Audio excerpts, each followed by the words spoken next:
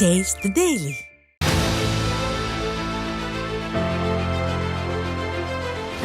உள்ளாட்சியில் நல்லாட்சி என சொல்லி ஸ்டாலின் எப்படி மக்களுக்கு நாமம் போட்டாரோ அதே பாணியில் சிவகாசியை குட்டி ஜப்பானாக்குவேன் என சொன்ன மேயர் சங்கீதா சிவகாசி மாநகராட்சியை குட்டிச்சுவராக்கி இருக்கிறார்.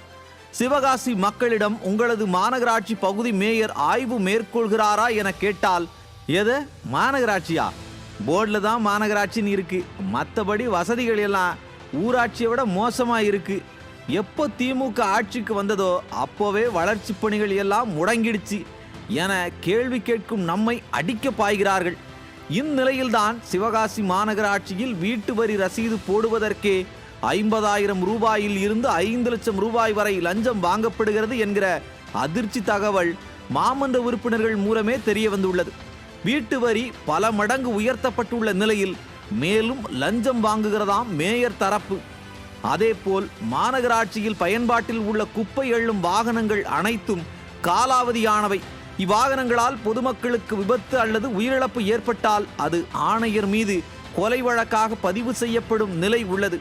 எனவே உடனடியாக அனைத்து வாகனங்களையும் புதுப்பிக்க வேண்டும் எனவும் மாமன்ற உறுப்பினர்கள் கோரிக்கை வைத்துள்ளனர்.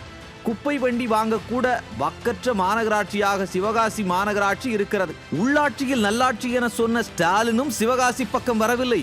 மேயரும் மாநகராட்சி பகுதிகளில் ஆய்வு செய்வதில்லை.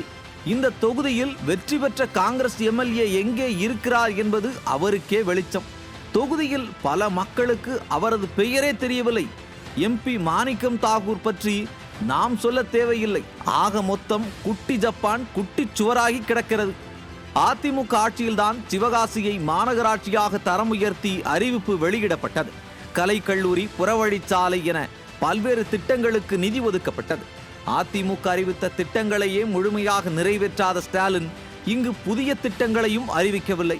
அச்சகங்களிலும் பட்டாசு தொழிற்சாலைகளிலும் வேலை பார்க்கும் உழைக்கும் மக்களை பொய் வாக்குறுதி கொடுத்து ஏமாற்றி இன்று அவர்கள் வரிப்பணத்தில் ஊழல் செய்து கொழிக்கிறது திமுக கூட்டணி. எதிர்வரும் தேர்தலில் இதற்கு ஒரு முடிவு கட்டி மீண்டும் அதிமுகவின் கோட்டையாக சிவகாசி மாறப்போவது உறுதி என திமுகவின் உடன்பிறப்புகளே பேசுகிறார்கள்.